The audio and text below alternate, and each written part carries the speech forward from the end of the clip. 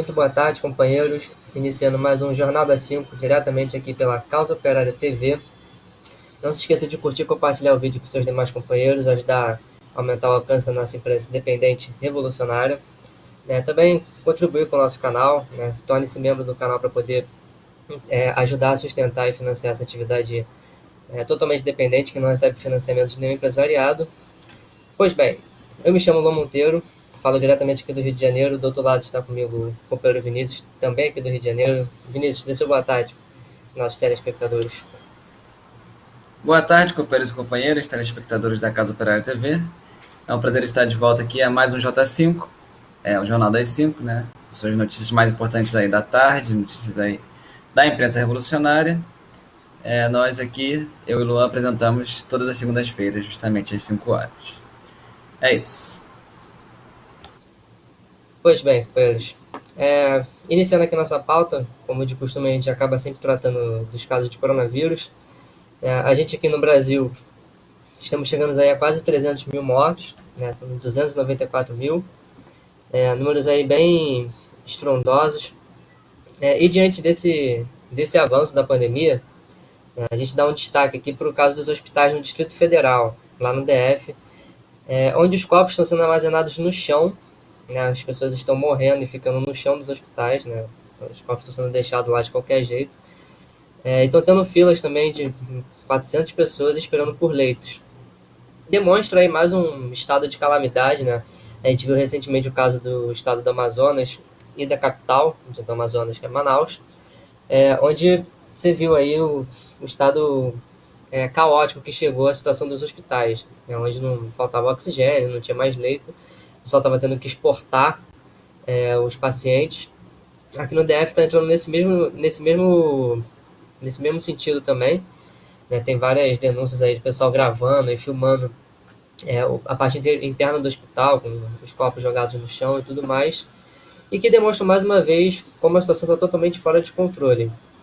É um colapso total, e a coisa segue sem nenhuma perspectiva de mudança. A gente vê os governadores aí, os institutos científicos, que não apresentam nenhuma medida de fato para poder combater o coronavírus, somente aquela defesa do lockdown, que no final das contas é uma farsa gigantesca, que é uma medida desesperada da burguesia para tentar conter o avanço do vírus e tentar conter alguma convulsão social. A gente tem que destacar aqui sempre que esse problema do coronavírus ele é uma responsabilidade dos governadores e prefeitos. A burguesia tenta passar mais como se o Bolsonaro fosse o único culpado pela pandemia, que no final das contas ele é um culpado, sem dúvidas, mas tem que entender, a gente tem que ter muito claro aqui que é o conjunto de toda a burguesia, toda essa direita golpista, inclusive essa direita do centrão, que foi a que colocou o Bolsonaro onde ele está agora. Todos eles são os devidos culpados pela situação que a gente está vivendo agora. E essa questão tem que ser denunciada. Não podemos cair em nenhuma ilusão de que há algum governador da direita científica que esteja realmente preocupado em lidar com o coronavírus. Vou passar para o companheiro Vinícius ver se ele tem um comentário para fazer. Eu acho importante também comentar que são 400 pessoas aí esperando leitos de UTI, né? E a gente vê essas notícias como se fosse uma coisa fora do comum, né? Mas se você parar para pensar, qual seria a dificuldade aí do governo de, em um ano de pandemia, que já passou, ter criado 400 leitos, né? Ter criado 1.000 leitos.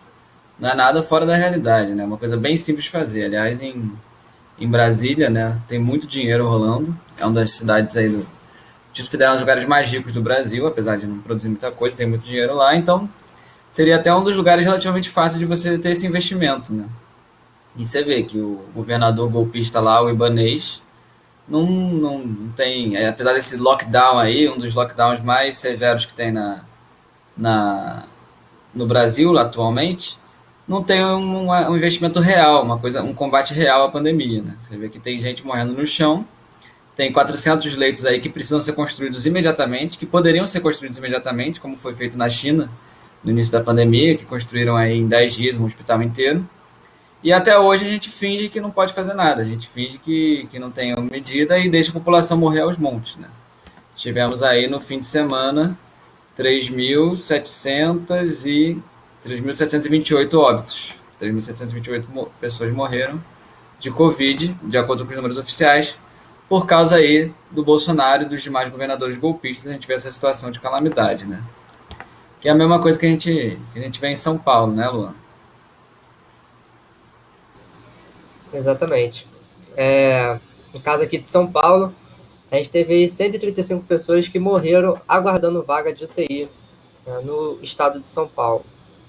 Os leitos lá já tá tudo próximo de 100% de ocupação, né, o mesmo problema semelhante a esse caso do DF.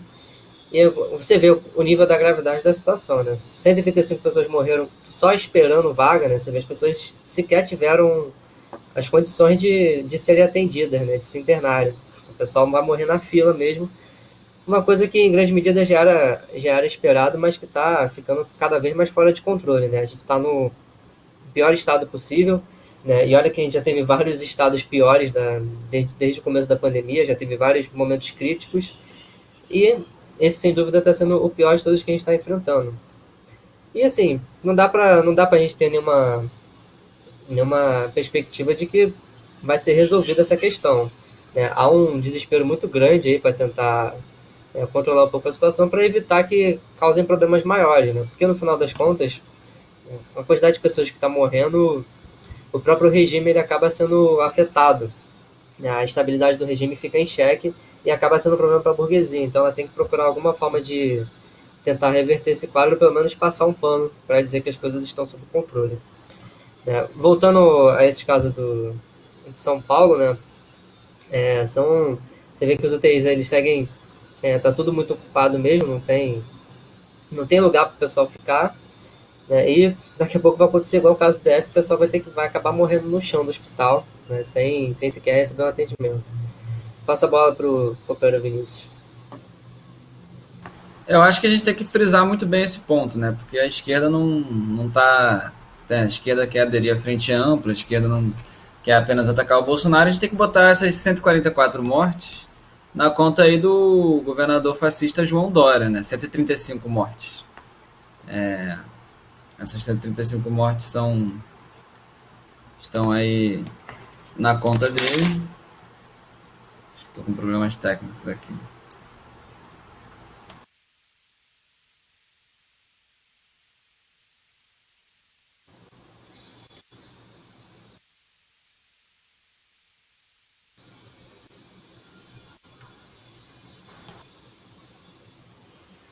Opa, voltei, desculpa aí, tive uns problemas técnicos rápidos.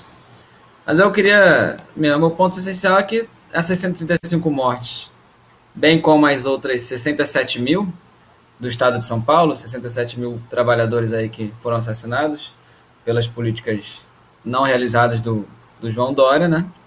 Estão justamente na conta dele, do governo do PSDB, que tem que ser aí integrado aí neles e todos os demais golpistas como os culpados pelas quase 300 mil mortes oficiais. E na realidade a gente já deve estar aí perto do meio milhão, né? Quem sabe quantas pessoas morreram de fato no Brasil. Só queria fazer esse comentário que eu acho importante. Opa, tinha dado uma pequena travadinha aqui, mas já estou de volta.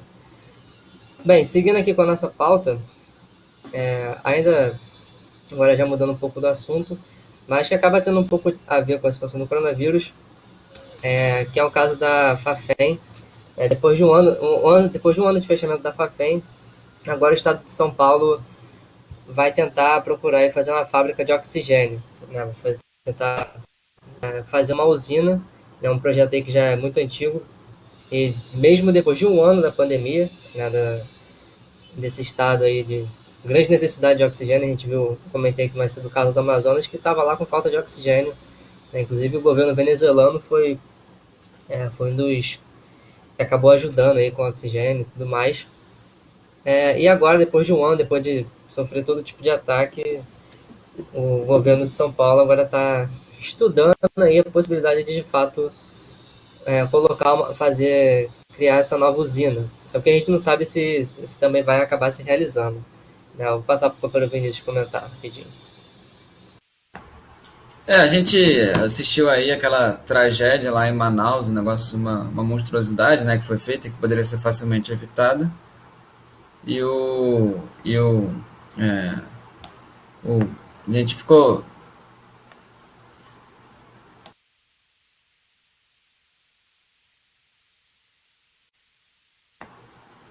Acho que tá dando pra. Acho que. Bom, se tiver algum problema, me avise, produção. Tivemos a tragédia de Manaus, certo? E o. E o.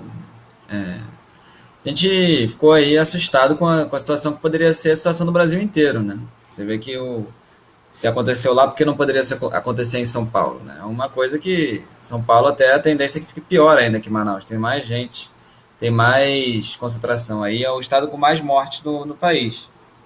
E depois aí de toda essa tragédia, agora que vem falar dessa questão de produção de oxigênio, né? E a gente tem que destacar aqui que o absurdo aí que é a destruição do Brasil pelo golpe de Estado, né? Porque ano passado foi que teve a Fafem, né? A fábrica de fertilizantes, que é, né, na verdade no estado do Paraná, mas que faz parte aí da Petrobras, foi fechada pelo regime do golpe aí que está destruindo a Petrobras. E essa fábrica teria a capacidade aí de produzir 360 mil metros cúbicos de oxigênio por dia, né? Que está aí um em torno de 30 mil cilindros hospitalares pequenos, segundo o cálculo aí da FUP. E o governo Dória tem aí a previsão de produzir na fábrica nova 125 cilindros por dia. Aí eu não estou muito a par aí da situação, né, do tamanho do cilindro, o que é um cilindro pequeno, o que é um cilindro grande, mas a gente vê uma diferença gigantesca, né? O projeto do governo Dória, depois de um ano de pandemia, depois é de 125 cilindros por dia. Já a Fafem poderia produzir 30 mil cilindros hospitalares pequenos. A gente não sabe a diferença, mas tem uma ordem de grandeza aí muito maior, né? 30 mil para 125. Você vê aí a destruição que é feita no Brasil, né? A mesma coisa, a Fafem poderia produzir oxigênio, a gente tem aí os casos também da destruição das instituições de pesquisa, que poderiam fazer as vacinas rapidamente, poderiam produzir as vacinas em massa também.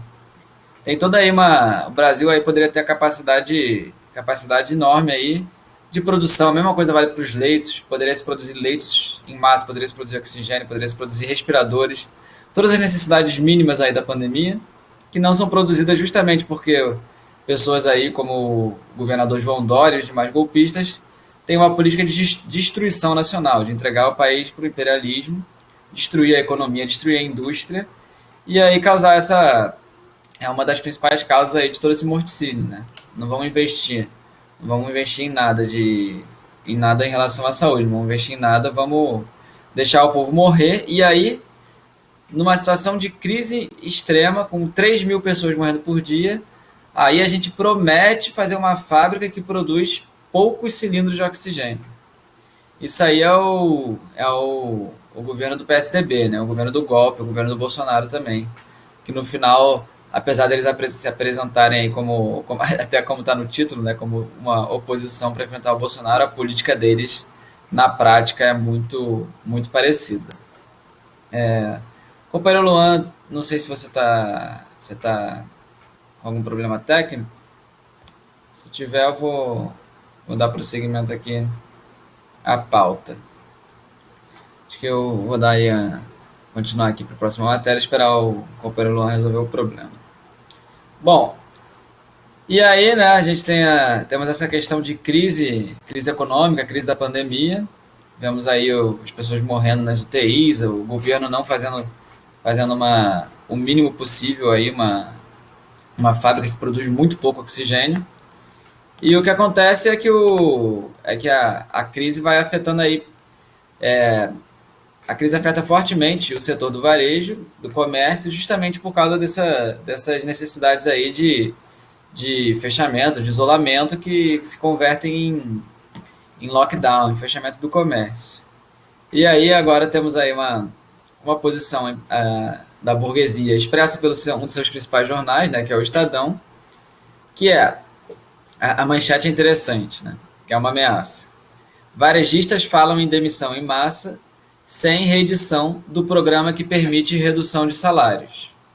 Ou seja, vamos demitir todo mundo, caso a gente não possa reduzir os salários reduzir os salários dos trabalhadores. o que é garantido aí é que os lucros dos patrões não sejam afetados, né? Porque se vende pouco, o ônus tem que ir para o trabalhador, não para o patrão. Ou você demite, ou você reduz o salário. O patrão não pode perder nada. Em alguns casos, até é uma certa realidade, né? Porque são pequenos comerciantes que de fato não conseguem pagar os trabalhadores. Mas em muitos casos aí são os grandes, o velho da van, esses grandes comerciantes aí, Riachuelo, que com certeza poderiam ter uma diminuição dos lucros, são bilionários aí, Magazine Luiza, esse tipo de coisa, mas que não vão perder nada, vão deixar aí a pessoa no meio de uma pandemia ser demitida e aí, além de ter risco de morte, passar fome também. E se aumentar aí a estatística dos demitidos no Brasil. Então é uma junção aí da política da burguesia de jogar todo o peso da crise nos ombros dos trabalhadores, né? E mistura aí também com uma política de fingir que não existe o auxílio emergencial, né? Porque o auxílio emergencial seria justamente para isso, né? Um país minimamente civilizado, né? Que não é nenhum socialista, né? Um país decente. Pagaria aí o salário dos trabalhadores, né?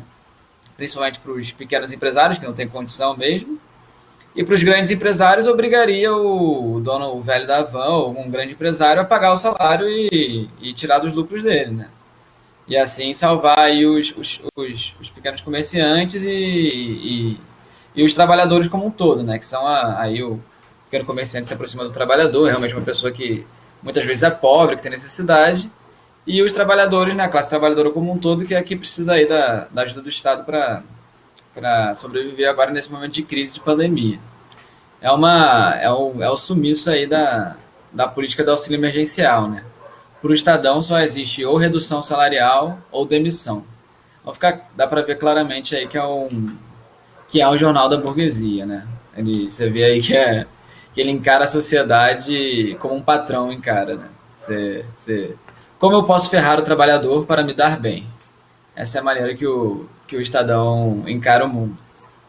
Bom, então eu ia passar agora para o nosso tema principal, mas eu queria ver aí se o companheiro Luan está de volta. Se você estiver de volta, pode, se você quiser comentar o Estadão ou passar para o tema principal. Não, agora tá tudo certo. Vamos ao tema principal. Agora é sobre a pesquisa do Datafolha, né? Mais uma das pesquisas aí do, né, Data Falha ou Data Fraud. Tem uma série de apelidos que utiliza para poder, né, falar desse grande estudo de pesquisa que acaba não sendo nenhum significativo real de pesquisa, né, uma pesquisa que não dá para ser muito considerada.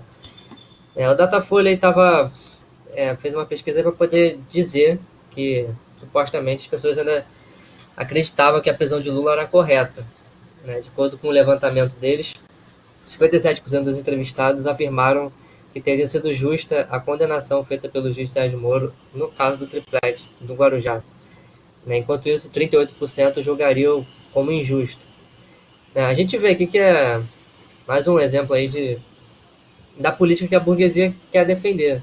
Porque no final das contas todo mundo sabe que a população não vai acreditar em todo esse processo farsa que foi montado em cima do Lula. Né? As pesquisas do Datafolha, né? As pesquisas dos institutos da burguesia de geral, né? Eles servem ali para poder defender a política da burguesia. Né? Da mesma forma que são as pesquisas eleitorais, né? Elas são um indício do que a burguesia quer. Né? Então ela vai implementando a vontade dela através dessas pesquisas. Ela bota o desejo dela ali e aplica como se a população de fato quisesse aquilo ali. Né? No final das contas, o que esses jornais da imprensa burguesa, tudo que eles estão defendendo ali é o interesse do povo sempre. Né? Todas as pesquisas deles indicam exatamente o que o povo quer. Né? Da mesma forma que são os editoriais, né? Como a gente, né, ainda vai comentar aqui também. Né? E é mais um exemplo aí. Né? Além disso, também tem toda uma crítica aí à decisão tomada pelo STF, né? Que eu vou passar para o companheiro Vinícius comentar aí como é que foi a posição da burguesia em relação às posições do STF. Eu acho interessante que a gente sempre criticou aí as pesquisas do Datafolha, né? Sempre fomos aí ávidos críticos, a gente não acredita em qualquer coisa que sai da imprensa burguesa, justamente por esses comentários que o Luan falou, o companheiro Luan.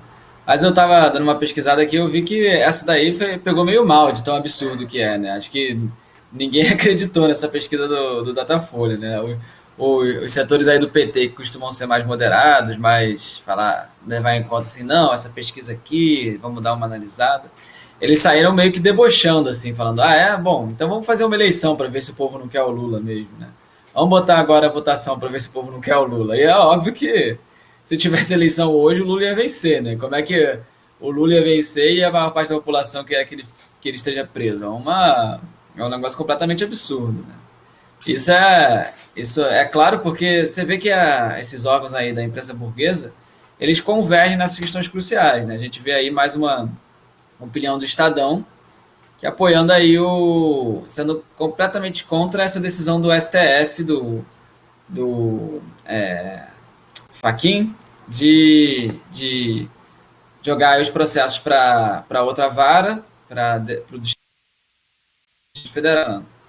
É, por enquanto inocente, mas sob processos, né?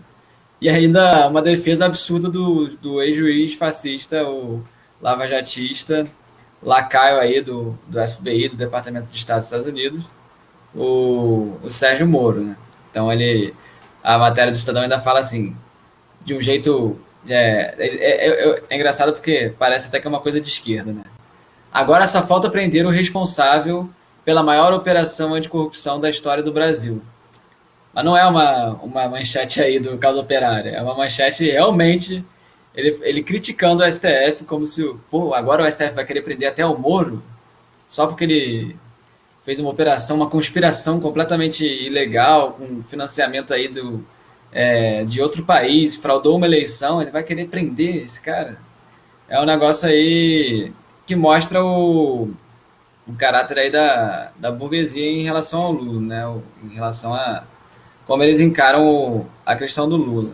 Você vê que desde que ele se tornou candidato, as palavras até desses jornais ficaram uns negócios meio tendendo aí para a extrema direita já, né? Começa a falar da decisão monocrática do ministro, aí fala do eles usam até uns termos assim que você não são usados no português normal, você tem que até procurar no dicionário para entender, né? Que eles querem usar palavras muito fortes para atacar o Lula e todo o movimento aí que se desenvolve em torno do Lula, né? Então você vê aí o ataque aí unificado hoje, né?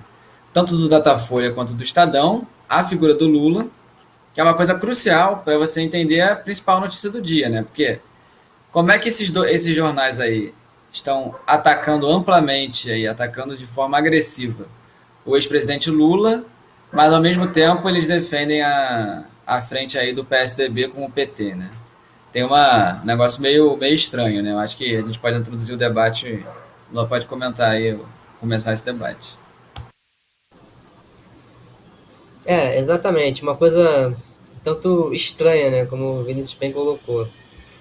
A gente tem aí, tivemos editoriais aí do jornal Estadão defendendo aí uma frente do PT com o PSDB. Tá havendo aí alguma articulação para poder derrotar o Bolsonaro em 2022 com os golpistas do PSDB e a ala direita do PT.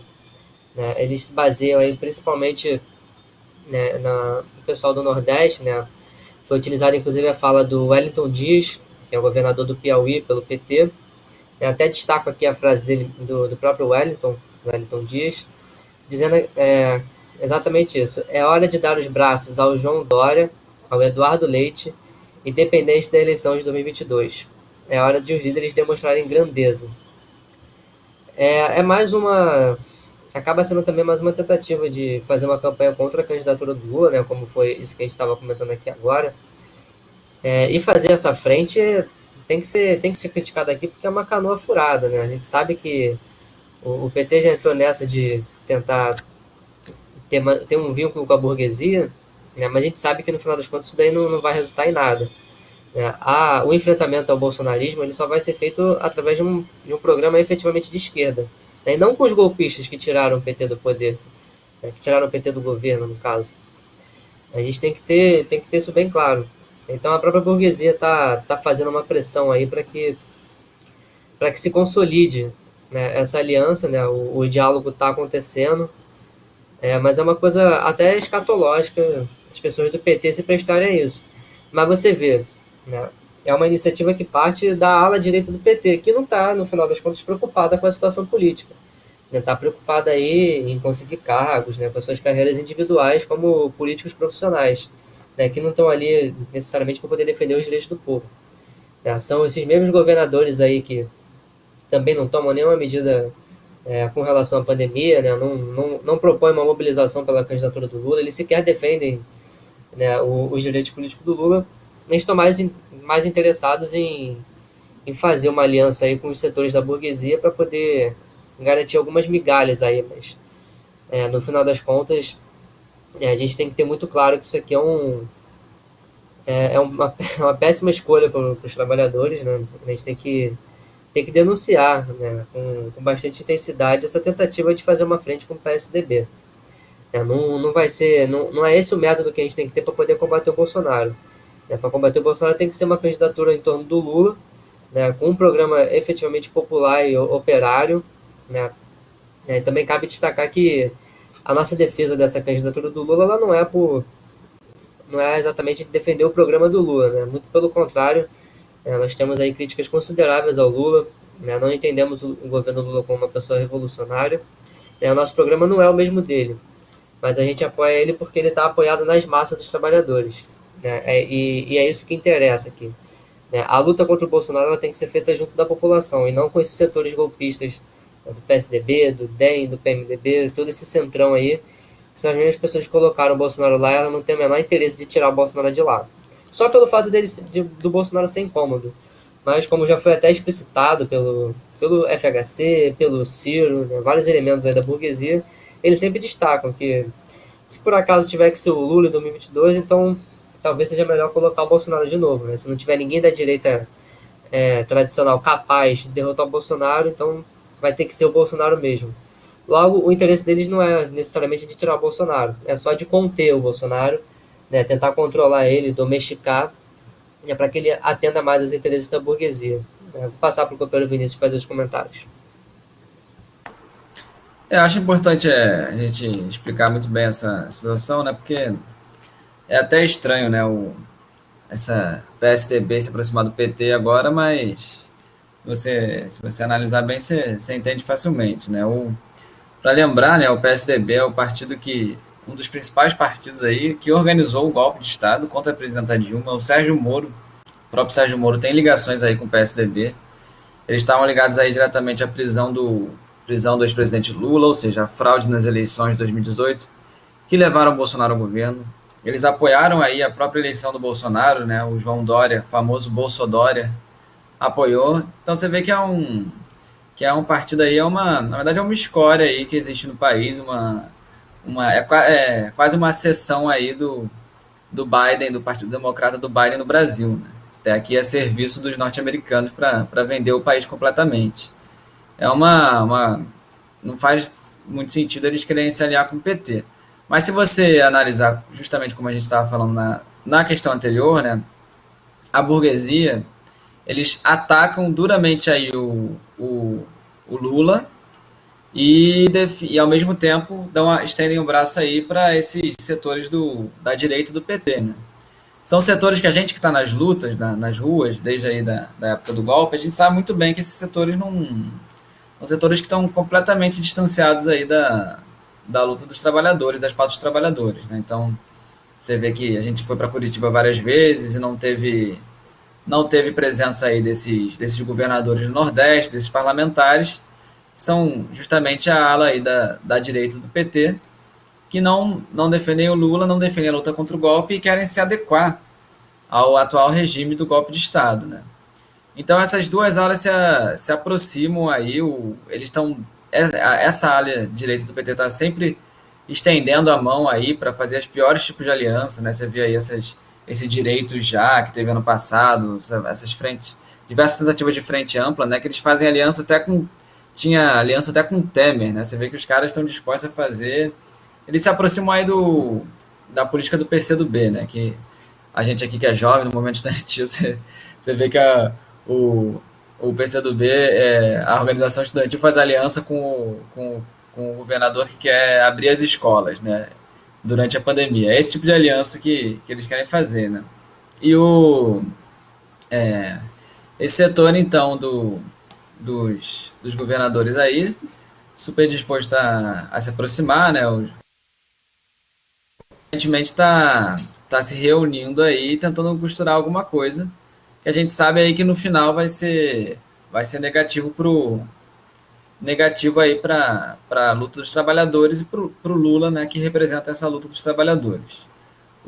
Até a outra matéria aí do Estadão que apresenta isso é interessante, porque crise abre caminho para diálogo entre PSDB e PT.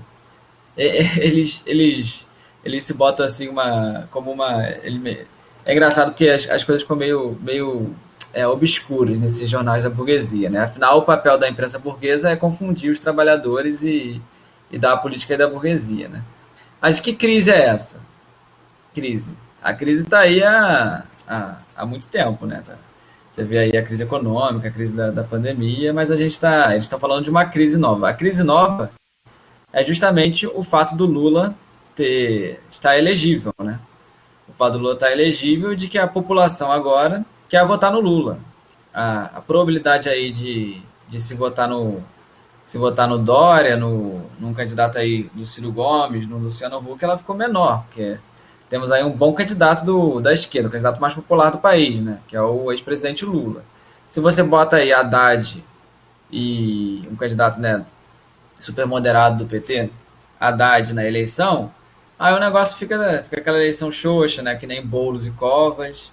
Aí o pessoal, talvez dê pra votar em outro e tal. Mas quando você bota Lula na eleição, o negócio fica claro, né?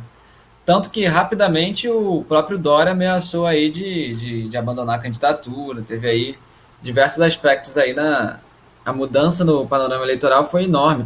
Temos aí as mobilizações dos militares que ameaçam aí dar golpe de Estado.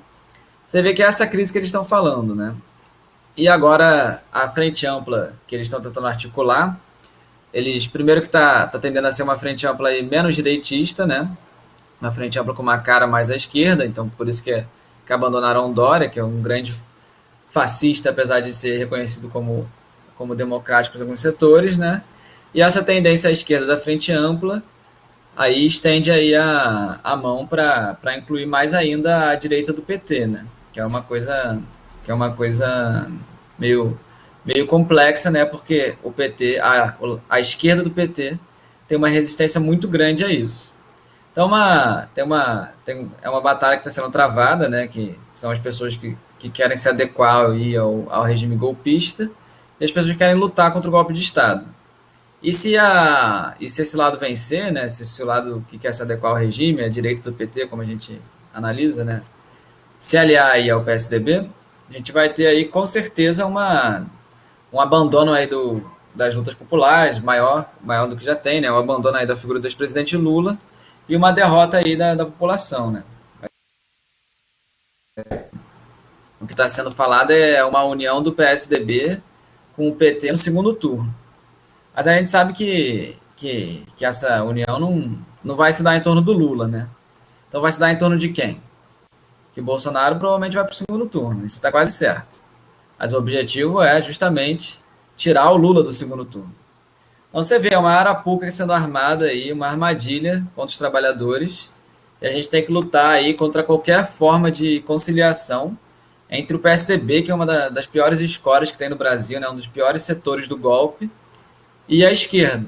A esquerda tem que estar aí unida na luta contra o golpe, fazer uma frente de luta contra o golpe em defesa da candidatura aí do ex-presidente Lula e da presidência aí do ex-presidente Lula para que a gente possa fazer um governo dos trabalhadores. Isso aí que tem que ser feito pela esquerda. Nada de PSDB, nada de MDB, DEM, Rodrigo Maia, Baleia Rossi, nenhum desses golpistas aí, desses representantes da burguesia. A classe trabalhadora Lula e todas as suas organizações unidas aí contra a burguesia e contra o imperialismo. Esse é o caminho aí para a gente sair da crise que a gente está vivendo nos dias de hoje. É isso. Bem, ainda comentando um pouco sobre o Lula também, a gente vai entrar no tema aqui da Lava Jato. A gente tem visto aí uma série de vazamentos, né? Demonstrando toda a farsa que foi montada para poder prender o Lula, né? Como a gente colocou aqui agora, todo esse esforço da burguesia é para poder tirar o Lula das eleições, porque o Lula é o candidato do povo, e é o maior inimigo da burguesia no momento atual. A burguesia teme pela candidatura do Lula porque sabe que só ele vai movimentar a população, e o problema está justamente aí, né? Você fazer uma frente com o PSDB, como a gente estava discutindo aqui agora, não vai ser em torno da figura do Lula, né? Certamente vai ser em torno de alguém mais palatável para a burguesia. Então, seguindo aqui nessas denúncias que têm sido feitas aí da Vaza Jato, né, agora que os processos da Lava Jato, né, tá sendo tudo disponibilizado, né, a gente tem mais um caso aqui da participação dos Estados Unidos no meio desses processos, né. A Lava Jato ela criou toda uma história para tentar incriminar o Lula na compra dos caças, né, dizendo ser o interesse dos Estados Unidos, para poder sustentar, né, essa ideia absurda. Os procuradores da Lava Jato convocaram aí o Departamento de Justiça dos Estados Unidos, né, e no final das contas propuseram aí a delação do Palocci, né, que acabou aceitando de qualquer jeito, né, mas você vê que é mais um indício de que tem o dedo dos Estados Unidos, né? A gente vai falando isso aqui de forma recorrente, né, até cansativa, tantas as evidências que tem da participação dos Estados Unidos, né? Essa aqui é abertamente do Departamento de Justiça, né? Então você vê que foi toda uma operação montada pelo imperialismo, né? É um projeto muito maior, né, da burguesia imperialista mundial de impedir de travar a luta política aqui no Brasil, né, impedir a candidatura do Lula, para poder favorecer aí os interesses do imperialismo. Mais um indício aí do interesse americano na situação política daqui do Brasil, que no final das contas acaba sendo um dos principais quintais aí dos Estados Unidos, né, do governo norte-americano, né, que tem um olho muito grande, né, que fica como verdadeiros abutres de olho no nosso país, nas nossas riquezas, né, no nosso petróleo, e para isso acaba tendo que atacar a população,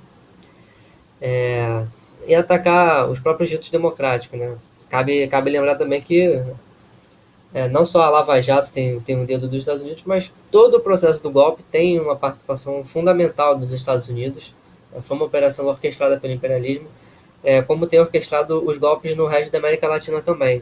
É uma operação muito maior do que somente uma prisão, do que somente é, coisas mais parciais, né? É toda uma operação muito bem montada para poder intervir na situação política de todo o continente aqui da América Latina. Vou passar para o companheiro Vinícius fazer os comentários. Eu acho que essa nova denúncia aí mostra aí o, o quão. Primeiro, quão conspirativa era a Lava Jato, né? Você vê que eles inventaram essa questão aí dos caças, e aí, para tentar sustentar com qualquer coisa, eles acionaram aí o Departamento de Justiça dos Estados Unidos, né?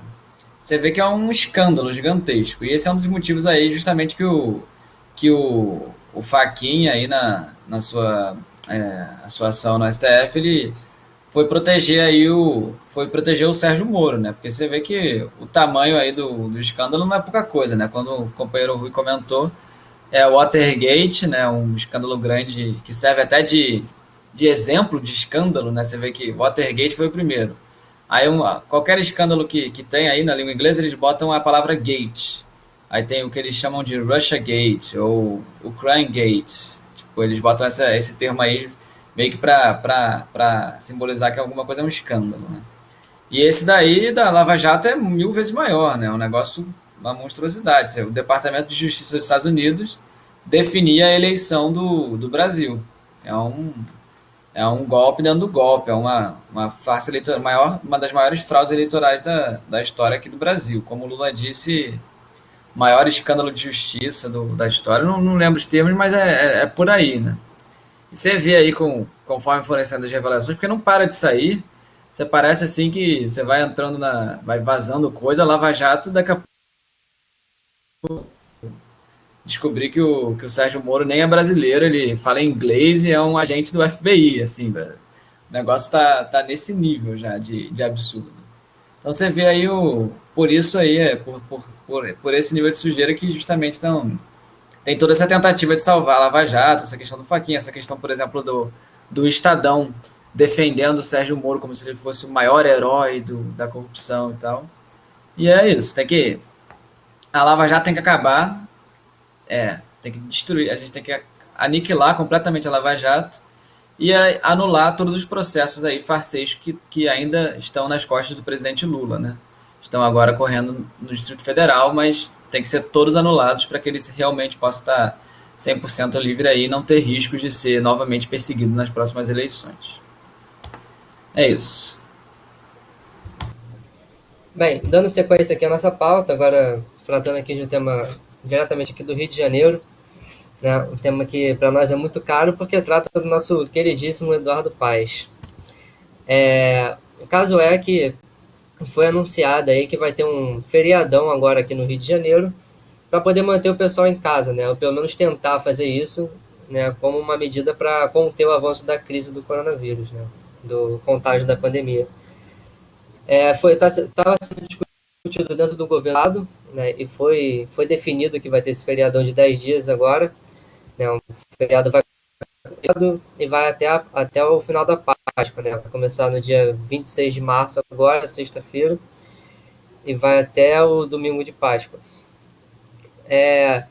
E aí o nosso prefeito, Eduardo Paes, ele, a partir do fato de que o Cláudio Castro não estava sendo restritivo o suficiente, né, mantendo, né, defendendo aí que os bares e restaurantes poderiam estar abertos, né, e o Paes, de uma forma totalmente demagógica, chamou aí o governador Castro de anticientífico, né, de negacionista.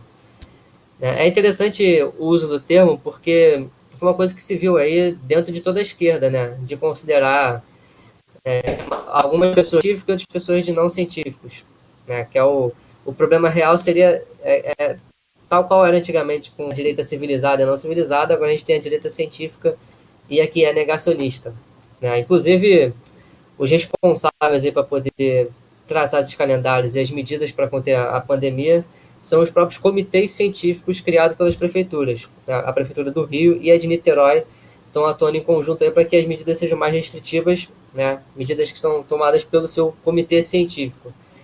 No mínimo curioso o uso dos termos, né?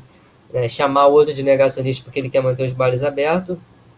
No final das contas, a gente vê que nenhum dos dois está interessado em manter de fato a população em casa, né? De deixar o pessoal livre do trabalho, procurar alguma forma de oferecer algum auxílio para que essas pessoas de fato fiquem em casa e não somente dar um feriado, porque agora a situação do vírus está um pouco mais aguda, né? Então faz acreditar que só com um super feriadão aí vai resolver o problema. No mínimo muito engraçado, né? Vou até destacar aqui a fala do próprio Eduardo Paes, né, que chamou aí de castrofolia, né, essa iniciativa do Cláudio Castro de defender que restaurantes e bares estejam abertos, né? Segundo ele mesmo, seria a micareta do governador. É uma democrata, né, para fundir a população, tentar passar a imagem de que ele está querendo resolver o problema da pandemia. A gente vê que o Paes é um dos grandes demagogos aí, junto com o João Dória, né, fez toda uma campanha em torno da vacinação aqui no Rio, né, que durou uma semana, depois de uma semana já estava acabando a vacinação, não deu para chegar em todo mundo, não deu para vacinar os idosos direito, né, a vacinação é uma farsa completa, né, ele até chegou a fazer a primeira vacinação no Cristo Redentor, é tudo uma política individual, né, uma campanha para si mesmo, para poder defender que tá fazendo alguma coisa diante da pandemia, sendo que no final das contas não está fazendo nada. Passar para o companheiro Vinícius, que eu sei que ele deve ter bons comentários para se fazer a respeito também. A gente aqui, né, a população do Rio de Janeiro odeia o Eduardo Paes, né? Apesar do que a esquerda acha, né, que vale a pena votar no Eduardo Paes, nas eleições ele por poucos nulos não venceram o segundo turno, né? Foi 49% de nulo. A população aqui não quer saber nada de Eduardo Paes, esses candidatos do DEM aí são. A gente vê aí o Rodrigo Maia, Eduardo Paes, são grandes inimigos do povo. E essas cutucadas aí que eles se dão são meio que um showzinho, né? Você vê que essa semana ele tá falando de como é que é, micareta, castrofolia, esses termos aí, essas demagogias. Mas semana passada, ou retrasada, coisa de 10 dias atrás, ele estava falando que quando estavam morrendo aí 1.500 pessoas todos os dias, né? Ele estava falando, não, as escolas não fecham de jeito nenhum.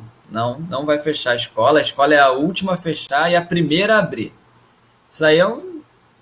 Se a gente vai usar esses termos aí da esquerda de negacionista, isso daí acho que se aplica muito bem, tanto a ele quanto ao Dória, né? Que no meio de uma pandemia que está matando aí milhares de pessoas todos os dias, você vai abrir escolas que, se você for fazer essa política aí no Brasil inteiro, são 50 milhões saindo às ruas todos os dias, né? E aí a esquerda quer acusar só o Bolsonaro de ser um negacionista, né? Esse Paz aí é um genocida, tão genocida quanto o Dória, tão genocida quanto o Bolsonaro, tem que ser derrubado aí pela mobilização popular, é um golpista. E assim, eu acho que a esquerda aí que apoiou ele já tem que aprender desde já, né, que não dá para apoiar nenhum desses candidatos direitistas aí que são supostamente democráticos, né? Porque assim, a gente aqui, eu e o Luan morando no Rio de Janeiro, a política do Paz e a política do Bolsonaro, pra gente não tem muita diferença. É quase a mesma coisa, né? A diferença é que um faz demagogia de um jeito, né? Porque o Bolsonaro também gosta de demagogia e o Paz também gosta. Ele tira foto com roupa de vendedor de mate e tal, e no final não é muito diferente, né? Afinal, o DEM é o partido da ditadura militar, né? Isso parece que a esquerda esqueceu desse detalhe, né? Que esses supostos democratas aí, eles apoiavam a ditadura aí na época dos militares. Bom, não dá. Se der corda aqui pra gente falar mal do Eduardo Paes, a gente vai o programa inteiro, né? Vamos pra última notícia do dia.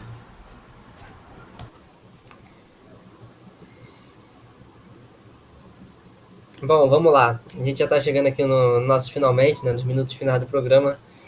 Realmente, se fosse para falar do Paz, dá para ficar mais de um programa só falando sobre ele. Por fim, nossa última notícia aqui é referente ao STF e à Lei de Segurança Nacional. É um tema aí que tem sido discutido amplamente, né, na nossa imprensa. Agora o Supremo está querendo derrubar alguns trechos da Lei de Segurança Nacional, por entender que isso está sendo usado de forma a restringir a liberdade de expressão, que é garantida pela Constituição, né? Estão aí, uma coisa um pouco, chega até a ser engraçado, né? Porque é só uma forma de tentar travar um pouco o que o Bolsonaro tá falando, né? No final das contas, não vai acabar com a Lei de Segurança Nacional, que é um mecanismo utilizado para poder reprimir as pessoas, né? Silenciar, né? Como foi feito recentemente aí com militantes, né? Até mesmo o caso do youtuber, né, consideravelmente direitista, o Felipe Neto. Vou passar para o companheiro Vinícius fazer os comentários a respeito. Vou comentar rapidamente, né? Por causa do nosso tempo, mas é uma coisa tanto contraditória, né? Você tem a Lei de Segurança Nacional, que é uma lei fascista da época da ditadura militar. O objetivo dela é justamente reprimir atos políticos, né? Literalmente, não tem muita. É quase que por definição uma lei fascista, né? Aí de 1983. É um resquício da ditadura que está aí até os dias de hoje. Que o próprio STF apoiou no caso do Daniel Silveira, né?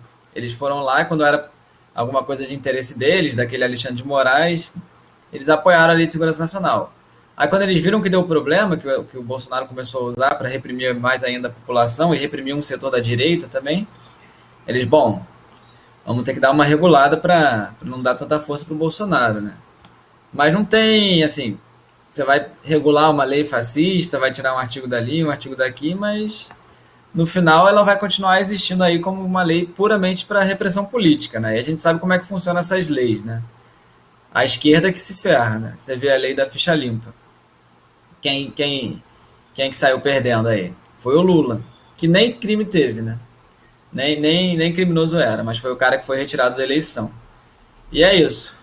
não dá pra. A gente não pode cair na campanha aí de que o STF se tornou democrático do dia para noite, né? Mês passado ele estava passando por cima do Congresso, né?